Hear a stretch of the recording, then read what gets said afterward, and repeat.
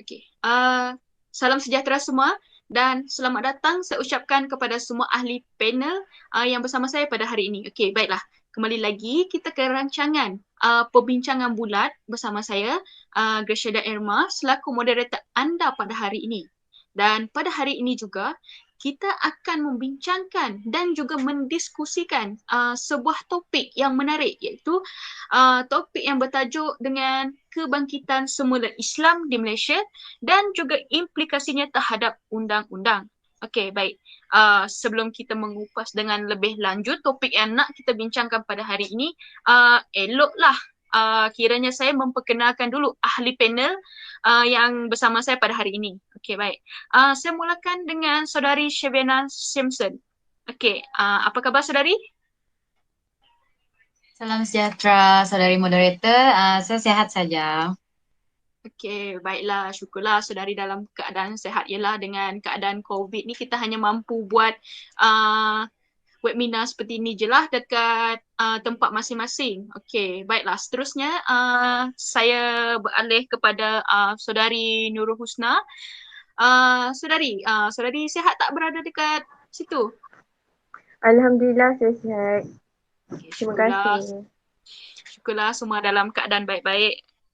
Dan sebelah saudari Husna pula saya memperkenalkan saudari A Aida Raida. Menarik nama saudari. Okey, baiklah.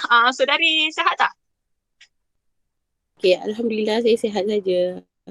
Bagaimana dengan moderator? Sihat? Moderator sihat je. Terima kasih. Okey, dan ahli panel kita yang terakhir ialah saudari Nurul Fahana Umaira. Okey, apa khabar saudari? Baik, Alhamdulillah. Terima kasih perbincangan meja bulat kerana sudi menjemput saya hari ini. Sama-sama. Baik. Saya yang patut ucap terima kasih kerana sudi bersama saya pada hari ini untuk membincangkan topik yang sangat menarik ini. Okey, baik. Tanpa melengahkan masa lagi, memperkenalkan diri pun sudah. Tibalah masanya kita nak mendiskusikan topik yang agak kritikal yang patut kita bincangkan pada masa ini. Okey, saya ajukan soalan saya yang pertama kepada saudari Nurul Fahana. Bagaimanakah sejarah kebangkitan Islam ni pada mulanya? Boleh tak saudari terangkan dan ceritakan serba sedikit tentang sejarah kebangkitan dan kemasukan undang-undang ini ke negara kita? Okey, baik. Silakan saudari. Baik, terima kasih saudari moderator. Sekitar tahun 70-an, berlakunya satu fenomena kebangkitan Islam yang berlaku di negara-negara, khususnya negara Timur Tengah seperti Mesir, Iraq, Syria dan juga negara-negara luar dari Timur Tengah seperti Pakistan, Iran, tidak terlepas negara kita, Malaysia dan juga Indonesia.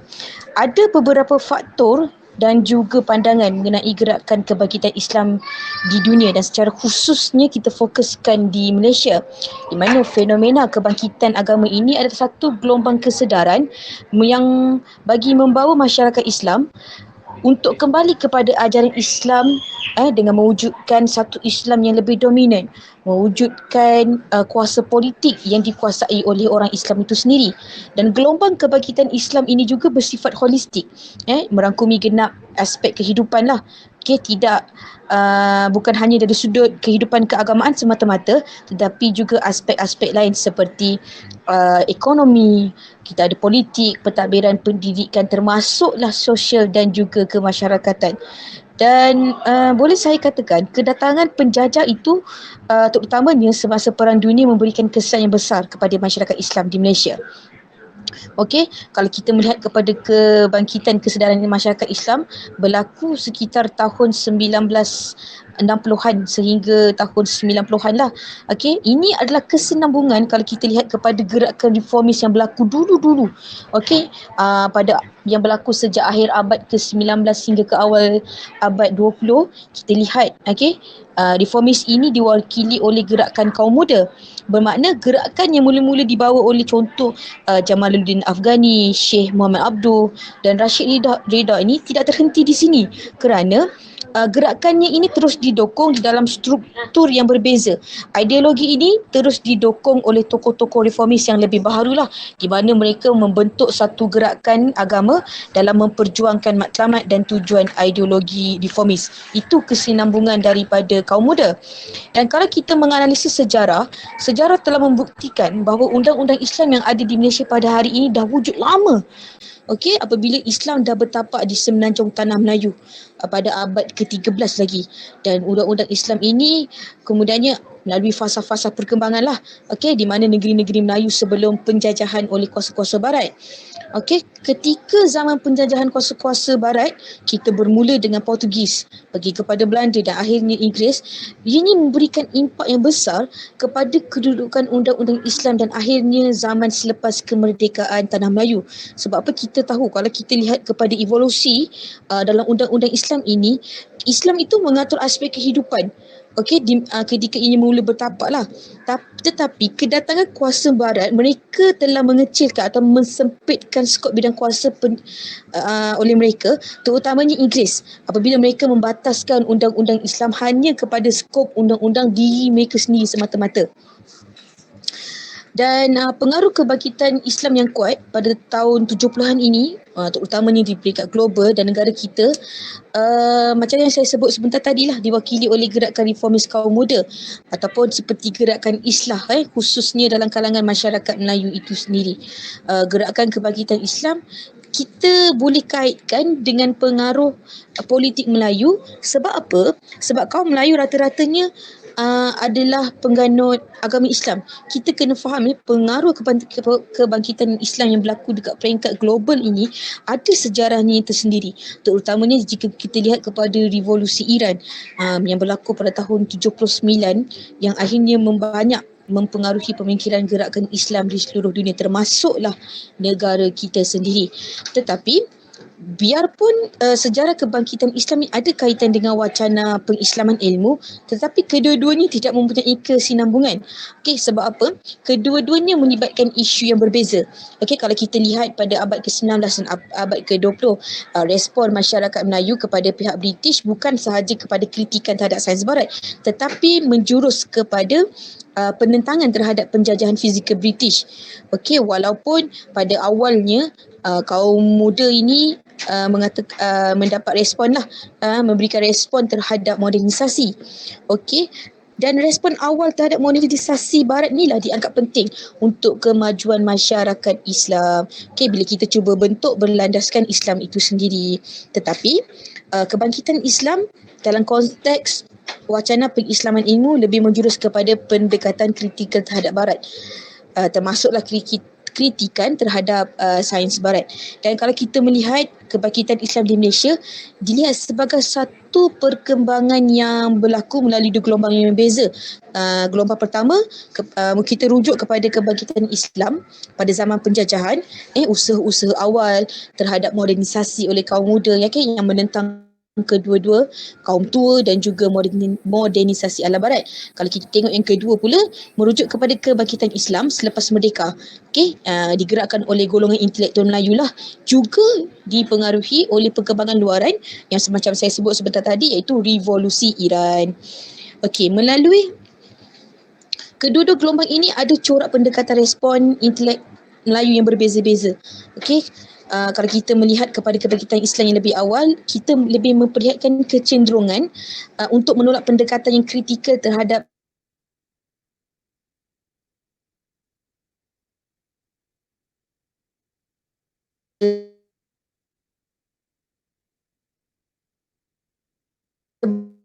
kesedaran secara menyeluruh. Kita nak menghayati semula Islam sebagai suatu cara hidup berdasarkan Al-Quran dan juga Sunnah. Okey, perkembangan Islam di Timur Tengah pula, mereka memainkan peranan dan sumbangan yang ketara lah dalam mempengaruhi perubahan asas, terutamanya dalam proses kebangkitan semula Islam. Dan perkembangan Islam di Timur Tengah merupakan salah satu kuasa ideologi yang terkuat, okey, untuk mempengaruhi kebangkitan semula Islam secara global. Okey, kita cerita secara global yang pada akhirnya turut mempengaruhi bidang-bidang lain, termasuklah bidang sosial dan juga bidang ekonomi. Boleh saya katakan kebangkitan Islam di Malaysia bukanlah satu fenomena yang baru lagi. Okey, benda ni berlaku sejak zaman penjajahan. Okey, kemudian berterusan dalam bentuk kebangkitan Islam pada zaman pasca penjajahan. Kebangkitan Islam tujuannya hanyalah untuk membawa pembaharuan di dalam pengamalan Islam serta seruan untuk kita kembali kepada Al-Quran dan juga kembali kepada sunnah. Okey, walaupun dilihat terdapat perbezaan terhadap pendekatan yang kita ambil, isu yang kita ambil dan sumber pemikiran yang ada yang ditonjolkan oleh generasi kebangkitan Islam, tetapi yang dahulu tu lebih menekankan dominasi politik, sistem kolonial, melihat pada yang tradisional lah, yang lama-lama ni kan. Tetapi kalau sekarang ini kita melihat mereka menekankan kepada pembebasan diri daripada sistem pemikiran yang dikuasai oleh Barat. Dan perbezaan utama di antara respon, kalau kita lihat respon-respon sarjana Islam selepas tahun 70-an dan zaman penjajahan, berdasarkan sikap mereka terhadap moderniti Barat. Dan respon mereka ini melihat Barat sebagai model pembangunan. Mereka menjadikan Barat itu sebagai model mereka. Dan kalau kita lihat masa kini, respon yang kita dapat lebih berbentuk sikap yang kritikal terhadap modernisasi yang dibawakan oleh Barat dan berkembang kepada kritikan dalaman terhadap sains moden yang berterusan oleh intelektual Islam. Itu sedikit daripada saya, Grishaida. Okey, baik. Terima kasih pada saudari Fahana yang menerangkan serba sedikit bagaimana dan sejarah kemasukan Islam ni ke Malaysia. Umumnya tanah Melayu lah pada sebelum kemerdekaan. Okey, baik. Saya tertarik apabila saudari Fahana menyebut pasal kebangkitan Islam ni bukan satu benda baru. Okey, maksudnya sebelum penjajahan lagi memang dah adalah agama Islam ni bertapak ke tanah Melayu. Okey, baik. Kat sini saya nak ajukan pula soalan kepada saudari Syabiana. Sudah pasti sebelum kebangkitan Islam pasca kemerdekaan ni lebih kepada pengamalan budaya-budaya tradisional. Sebab tadi saudari Fahana ada menyebutkan bahawa kebangkitan Islam pada pasca kemerdekaan tu lebih tertumpu kepada modernisasi Barat. So saya agak tertanya-tanya apakah dan bagaimanakah cara pengamalan agama Islam ni sebelum penjajah Barat ni datang menjajah tanah Melayu, dan bagaimana pengaruh-pengaruh agama Islam ni mula bertapak di tanah Melayu. Okey, baik, silakan saudari. Okey, baiklah. Terima kasih saudari moderator kita, Grishaida, atas kesempatan yang diberikan ini.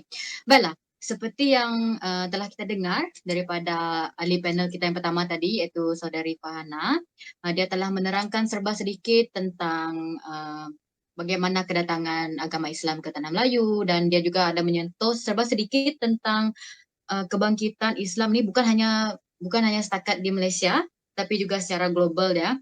Tapi di sini kita akan fokuskan kepada Malaysia sahajalah kan. Dan sudah pastinya kebangkitan Islam di Malaysia ada memberi kesan kepada sistem pentadbiran negara. Dan salah satunya adalah terhadap sistem undang-undang kita lah.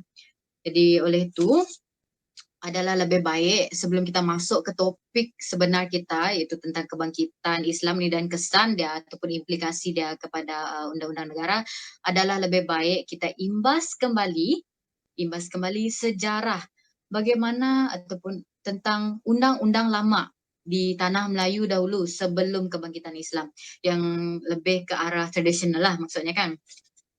Okey, baiklah.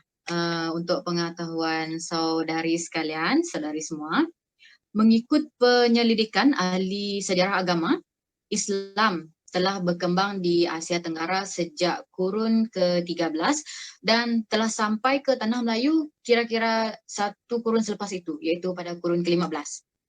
Sebelum kedatangan Islam, orang Melayu mengikut undang-undang adat yang dipengaruhi sedikit lah sedikit sebanyak iaitu daripada unsur-unsur Hindu.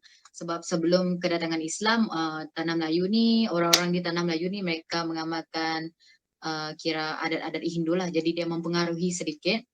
Dan sebelum kedatangan Islam juga, kepulauan ini diperintah dan dikuasai oleh kerajaan Melayu Buddha seperti kerajaan Langkasuka, Sriwijaya, Majapahit, Singhasari dan Kedah Tua.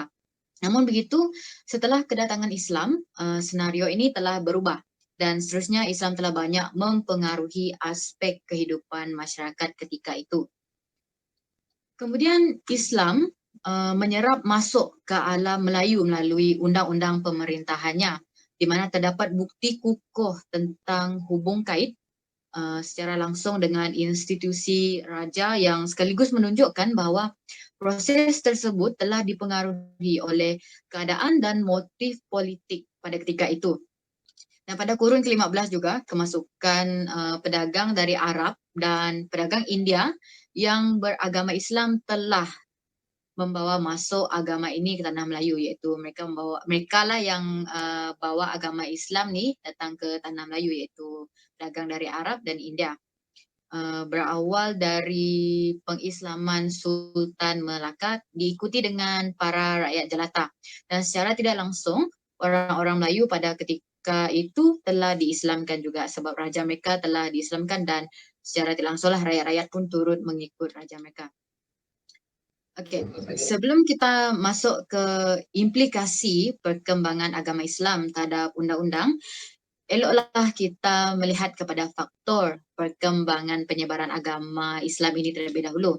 Di mana antara faktor perkembangan Islam di tanah Melayu ialah penyebaran agama ini adalah melalui pedagang-pedagang yang datang daripada Arab dan India, seperti yang saya telah jelaskan sebentar tadi, di mana melalui pedagang-pedagang ini secara tidak langsung berlakulah perkembangan Islam melalui proses seperti perkahwinan, pengaplikasian nilai-nilai akhlak dari aspek kepimpinan, iaitu lebih kepada interaksi antara tamadun. Kemudian sikap golongan agama yang turut datang bersama dengan pedagang-pedagang ini dan sebagainya lah, banyak lagi sebenarnya, tapi saya cuma senaraikan setakat ini saja yang nampak, yang telah dicatatkan, dan kita lihat. Tapi sebelum tu kita lihat dululah bagaimana pengaruh awal agama ini di tanah Melayu setelah orang-orang Melayu memeluk agama Islam. Antara pengaruh awal agama Islam di tanah Melayu yang dapat kita lihat dari sudut undang-undang ialah adanya satu undang-undang yang dikenali sebagai Undang-Undang Melaka ataupun Hukum Kanun Melaka, di mana undang-undang ini telah diperkenalkan dan diterima pakai sebagai undang-undang Islam kerana kandungannya berdasarkan hadis-hadis yang terkandung dalam Al-Quran.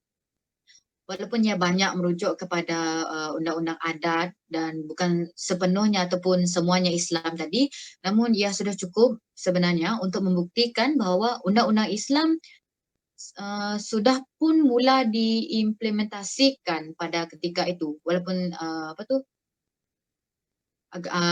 undang-undang tersebut tidak sepenuhnya berdasarkan agama Islam tadi, tetapi dia serba sedikit ada menyentuh, jadi dia telah menunjukkan bahawa pemerintahan pada ketika itu mereka merujuk kepada ajaran-ajaran yang terdapat di dalam Al-Quran itulah. Dan berbanding dengan negara Islam yang lain, di gugusan Kepulauan Melayu, penyebaran Islam di Melaka adalah lebih pesat, meluas dan berjaya pada kurun ke-15. Hal ini di mana kedudukan kerajaan Melaka yang kukuh telah menjadikannya sebagai pusat pengembangan agama Islam. Dan ia telah berjaya menggumpal rang undang-undang berlandaskan hukum syariah yang dikenali sebagai Undang-Undang Melaka ataupun Hukum Kanun Melaka seperti yang telah saya jelaskan tadi, dan juga Undang-Undang Laut Melaka. Namun walaupun undang-undang ini telah disesuaikan mengikut keadaan setempat, ia juga telah dilaksanakan di tanah jajahan Melaka seperti negeri Pahang, Johor dan juga Pasai. Kedatangan Islam sebenarnya bukan sahaja mengubah dari segi ataupun dari aspek sosio budaya dan pemikiran masyarakat tempatan di Kepulauan Melayu pada ketika itu. Bahkan ia juga telah membawa perubahan dari sudut perundangan dan pentadbiran.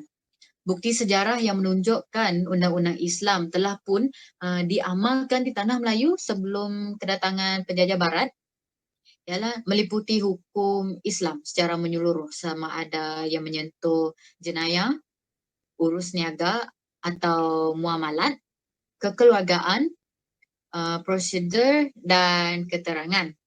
Undang-undang Islam pada ketika itu boleh dikatakan sebagai undang-undang utama dalam pentadbiran kerajaan Melayu Melaka, dan legasi ini diteruskan oleh kerajaan-kerajaan Melayu lain di sekitarnya lah.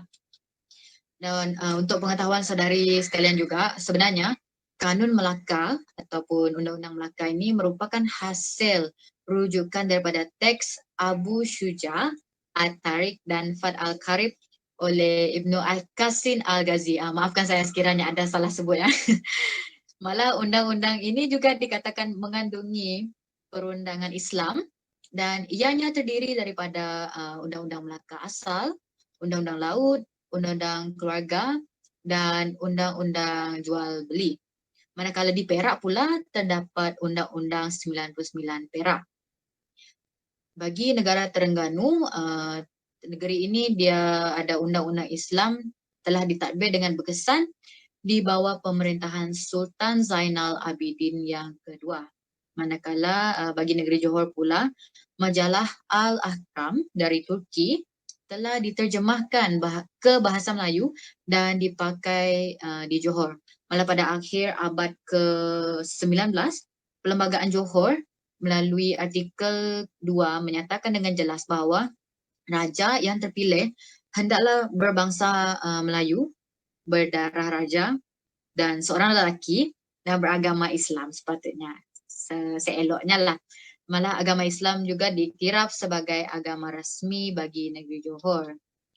Justru boleh dinukilkan di sini bahawa sebelum penjajahan Inggeris, kuasa sultan atau raja adalah meliputi semua perkara, termasuklah adat istiadat Melayu dan persoalan agama Islam. Dan didapati juga bahawa sebahagian kuasa pentadbiran pada ketika itu ditentukan melalui autoriti sultan sebagai ketua negeri dan ketua agama Islam di negeri masing-masing. Dan begitu juga dengan kuasa eksekutif juga terletak di tangan mereka. Pelaksanaan dan pemakaian undang-undang Islam di negeri-negeri di Tanah Melayu pada mulanya hanya berkaitan dan menyentuh hal ehwal keagamaan saja.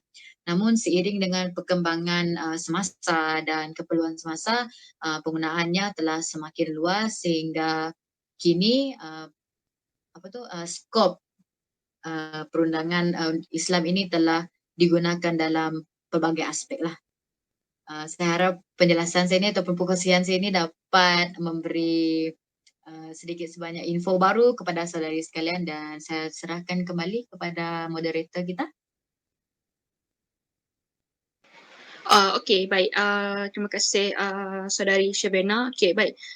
Macam yang kita tahu seperti penjelasan yang saudari Syabena berikan tadi, contoh-contoh yang saudari Syabena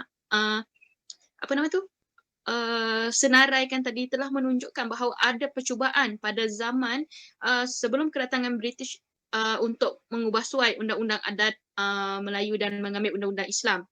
Dan proses ini terhenti apabila British datang ke tanah Melayu dan menggunakan pengaruhnya. Okey, semasa kedatangan British, rasanya paling ditakuti ialah British membawa masuk budaya-budaya dan undang-undang mereka kepada tanah Melayu.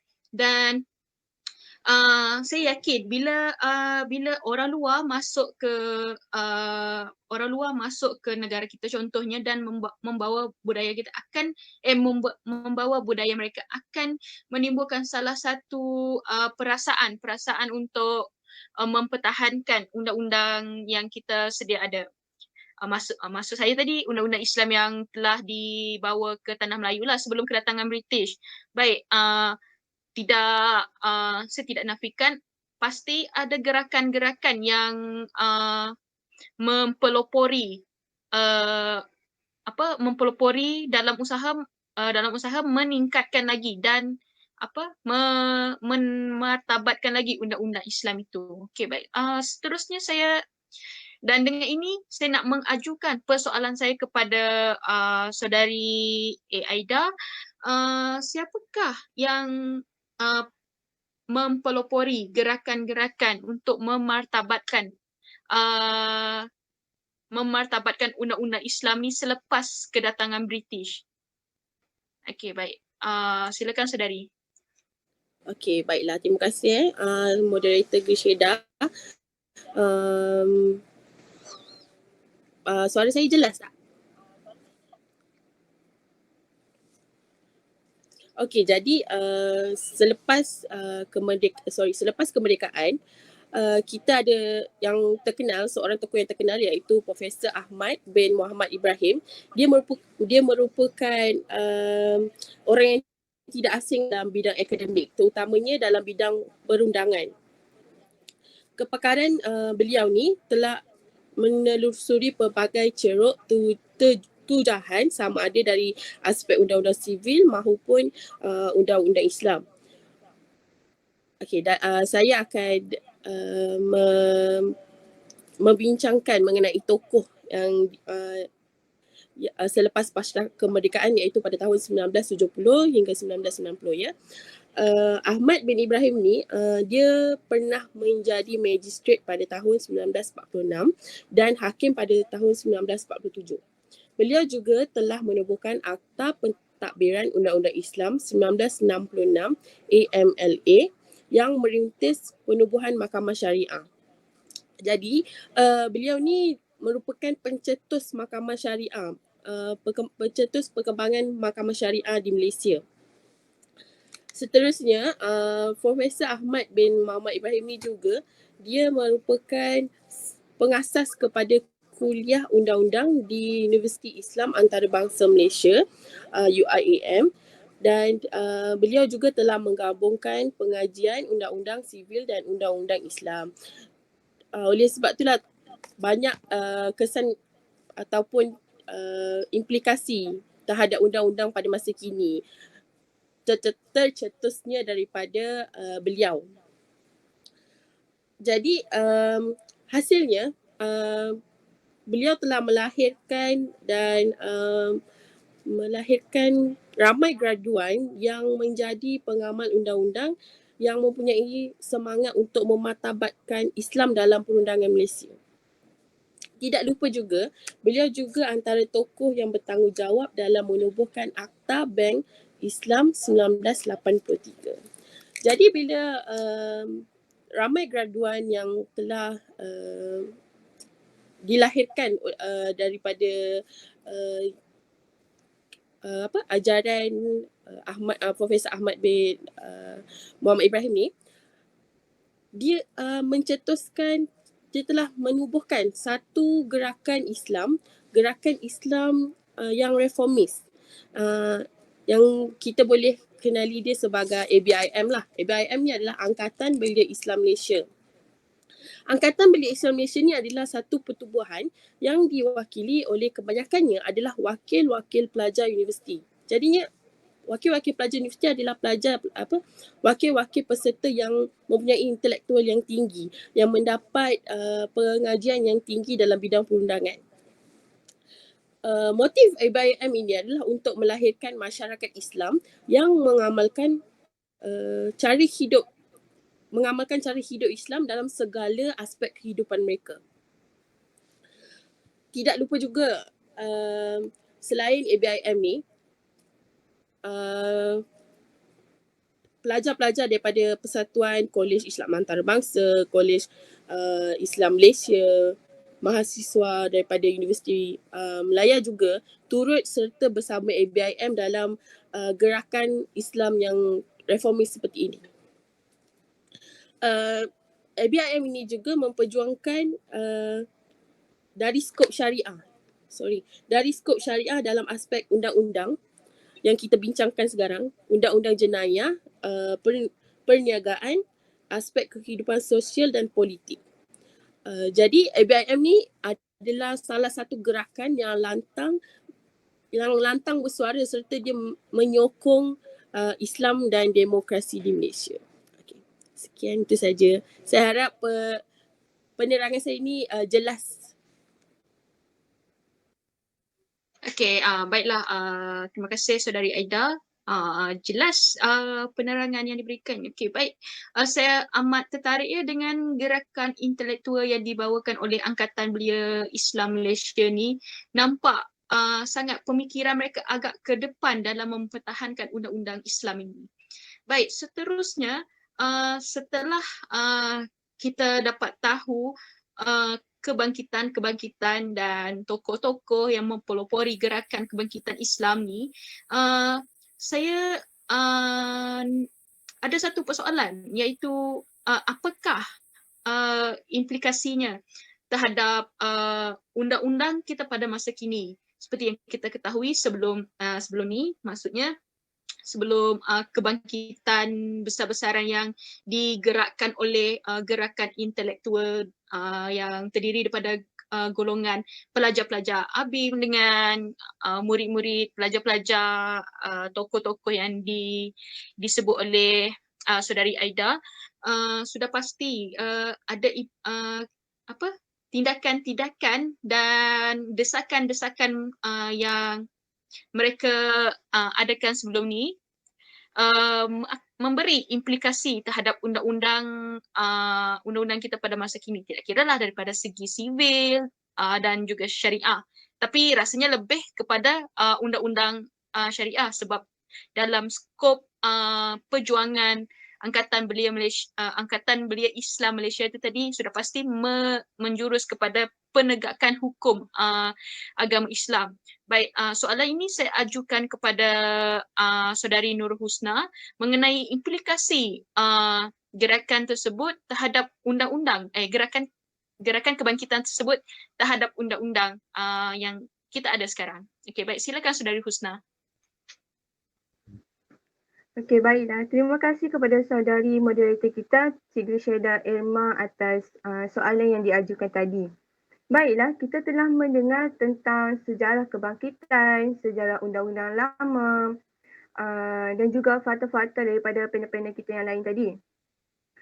Jadi, saya sebagai panel yang terakhir akan menjelaskan serba sedikit berkaitan dengan kesan-kesan ataupun implikasi kebangkitan semula Islam terhadap undang-undang di Malaysia. Seperti yang kita tahu, kebangkitan semula Islam di Malaysia ni telah berlaku sekitar tahun 1970-an, yang mana ia wujud kerana terdapat kesedaran secara menyeluruh bagi menghayati semula Islam sebagai suatu cara hidup berdasarkan Al-Quran dan As-Sunnah. Jadi, sebelum kemunculan kebangkitan Islam ini, kaum muda pernah berusaha untuk menegakkan agama Islam. Namun, mereka yang mendapatkan kemerdekaan itu adalah daripada golongan parti-parti politik. Jadi, isu ataupun perihal undang-undang Islam ni kurang diambil berat, kurang diberi perhatian kerana penggunaan undang-undang British pada ketika itu. Namun setelah kemunculan kebangkitan semula Islam ini, terdapat beberapa penubuhan. Contohnya seperti Angkatan Belia Islam Malaysia, ABIM, mereka telah memandang serius tentang penggunaan undang-undang Islam. Lalu berlakulah pelbagai perubahan terhadap undang-undang Islam di negara kita. Sehinggalah ianya digunakan sehingga masa sekarang. Jadi, kebangkitan semula Islam di Malaysia ni juga telah membawa pelbagai perubahan kepada semua aspek kehidupan masyarakat, termasuklah sistem perundangan. Sebenarnya, undang-undang Islam telah menjadi rujukan dan asas undang-undang sebelum kedatangan penjajah barat. Undang-undang Islam ni telah digunapakai semasa zaman pemerintahan Kesultanan Melayu Melaka dan lain-lain kerajaan Melayu di Nusantara. Jadi undang-undang ini kita kenali sebagai Hukum Kanun Melaka ataupun Undang-Undang Melaka dan juga Undang Laut Melaka. Jadi dapat dikatakan bahawa Undang-Undang Dasar bagi negeri-negeri Melayu sebelum kedatangan penjajah Barat dan juga pada awal kedatangan Inggeris adalah Undang-Undang Islam. Jadi terdapat beberapa kesan ataupun implikasi daripada peristiwa kebangkitan semula Islam di Malaysia. Okey, baiklah, saya akan kupaskan yang kesan yang pertama iaitu adanya kelulusan enactment Undang-Undang Pentadbiran Islam. Okey, pada dekad pertama kemerdekaan dicapai, perubahan perundangan dalam bidang undang-undang ini sangatlah kecil kerana pada masa itu negara kita menghadapi masalah ketidakstabilan politik dan juga budaya. Jadi, enactment Undang-Undang Pentadbiran Islam ini dapat dilihat apabila ia diluluskan oleh negeri-negeri yang belum melaksanakannya. Okey, sebagai contoh kita dapat tengok adalah seperti negeri Kedah, negeri Kelantan, Pulau Pinang, Melaka, Negeri Sembilan, Johor, Sabah dan juga Pahang. Okey, pembentukan ini melihat bahawa melalui kelulusan enactment Undang-Undang Pentadbiran Islam ini, kita dapat lihat bahawa Sultan ataupun yang di-Pertuan Negeri merupakan ketua agama bagi setiap negeri dan berkuasa membentuk Majlis Agama Islam dengan kuasa menentukan prinsip-prinsip Islam dalam negeri-negeri mereka, negeri-negeri masing-masing. Okey, itu adalah yang pertama. Bagi kesan yang kedua adalah pindaan Akta Mahkamah Syariah dalam bidang kuasa jenayah. Okey, bagi akta ini ia sangatlah sangatlah dititik beratkan. Pindaan tahun 1984 ni merupakan usaha untuk menyusun dan meningkatkan struktur Mahkamah Syariah kepada 3 peringkat serta menyelaraskannya di seluruh negara. Pindaan ini memberi kuasa yang lebih kepada Mahkamah Syariah untuk menjatuhkan hukuman yang lebih berat, sama ada penjara sehingga 3 tahun, denda sehingga RM5,000 atau sebat 6 kali rotan atau kedua-duanya. Akta ini adalah pindaan kepada Akta Mahkamah Syariah Bidang Kuasa Jenayah 1965 yang sangat di mana Akta Mahkamah Syariah Bidang Kuasa Jenayah 1965 ini sangatlah sempit ruang lingkupnya. Jadi selaras dengan pindaan tersebut, Mahkamah Syariah telah distrukturkan semula kepada 3 peringkat iaitu Mahkamah Rendah Syariah, Mahkamah Tinggi Syariah dan juga Mahkamah Rayuan Syariah. Pindaan ini merupakan satu perkembangan yang menggalakkan kepada sistem perundangan Islam di negara kita. Walaupun ia belum memenuhi sepenuhnya Undang-Undang Jenayah Islam yang mutlak. Okey, baiklah, yang ketiga pula adalah pindaan Perlembagaan Persekutuan iaitu Akta Perlembagaan Perkara 121 Perlembagaan Persekutuan. Okey, dalam Perkara 121-1 telah ditetapkan bahawa 2 mahkamah tinggi yang selaras dengan bidang kuasa iaitu salah satunya adalah di negeri-negeri di Tanah Melayu yang dinamakan Mahkamah Tinggi Malaya dan satu lagi adalah di negeri-negeri Sabah dan Sarawak yang dinamakan sebagai Mahkamah Tinggi Borneo. Pindaan ini umumnya dibuat pada tahun 1988. Jadi, terdapat 2 mahkamah tinggi di Tanah Melayu iaitu di Semenanjung Tanah Melayu dan juga di Borneo dan iaitu negeri Sabah dan Sarawak. Baiklah, kita akan pergi kepada kesan yang terakhir iaitu pengasingan bidang kuasa antara Mahkamah Sivil dan juga Mahkamah Syariah. Okey, dalam Perkara 121-1A menyatakan bahawa mahkamah yang disebutkan dalam fasal kurungan 1 tidak boleh mempunyai bidang kuasa berkenaan dengan apa-apa perkara dalam bidang kuasa mahkamah syariah. Okey, jadi berdasarkan pindaan ini, pencanggahan antara keputusan mahkamah syariah dan juga mahkamah sivil dapatlah dielakkan. Selain itu, pindaan ini telah memulihkan taraf mahkamah syariah sehingga ia tidak lagi dipandang rendah berbanding mahkamah sivil. Perubahan perundangan yang dilaksanakan pada tahun 1980-an menjadikan mahkamah syariah ini bebas daripada gangguan mahkamah sivil dan kawalan majlis ataupun jabatan agama Islam. Selain itu, struktur mahkamah syariah ini telah ditetapkan kepada 3 peringkat, iaitu mahkamah syariah, mahkamah tinggi syariah, kepada 3 peringkat iaitu mahkamah rendah syariah, mahkamah tinggi syariah dan juga mahkamah raya syariah. Jadi perkara ini jelas bahawa berlakunya perubahan-perubahan yang positif bagi menaik tarafkan bidang kuasa mahkamah syariah. Okey, jadi itu sahaja yang dapat saya kupaskan, yang saya dapat bincangkan tentang implikasi kebangkitan semula Islam terhadap undang-undang di negara kita. Jadi saya serahkan semula kepada pihak moderator kita. Silakan. Baik, terima kasih saya ucapkan kepada Saudari Husna atas pencerahan saudari berkenaan dengan implikasi kebangkitan Islam terhadap undang-undang syariah khususnya di Malaysia. Okey, dapatlah kita simpulkan bahawa kebangkitan Islam daripada zaman pra-merdeka dan juga pasca merdeka telah meninggalkan kesan yang begitu mendalam yang dapat kita tengok sampai hari ini, yang mana mahkamah syariah dan juga mahkamah sivil, undang-undang sivil dengan undang-undang syariah berdiri sama rata.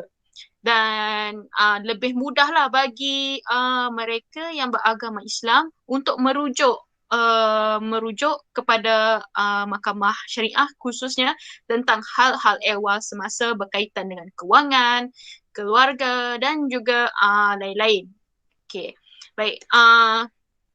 Saya kira segala penjelasan-penjelasan ahli panel bermula daripada sejarah kebangkitan, macam mana undang-undang Islam ni dibawa kepada tanah Melayu, kebangkitan tokoh intelektual, meninggalkan implikasi yang positif dan memberi impak kepada penganut agama Islam yang lainnya, di mana agama Islam seperti yang kita ketahui dimartabatkan dari segi pengurusan undang-undang. Jadi jelaslah bahawa kebangkitan semula Islam di Malaysia ini menguatkan lagi pengaruh kebangkitan yang telah dibawa oleh tokoh-tokoh pelopor dulu, sehinggalah dia punya manfaat tu dapat dinikmati oleh mereka yang beragama Islam sehinggalah ke hari ini. Okey, maka dengan itu saya tutup perbincangan kita pada hari ini dengan ucapan terima kasih kepada semua ahli panel yang menjelaskan dan menerangkan kebangkitan semula Islam ni daripada pra dan hingga ke pasca merdeka, dan juga implikasi-implikasi pelopor-pelopor yang menggerakkan kebangkitan ni. Okay, terima kasih saya ucapkan kepada semua ahli panel. Semoga di lain masa, di masa hadapan, kita akan bersua kembali dalam wacana ilmu seterusnya. Okay, baik. Terima kasih semua.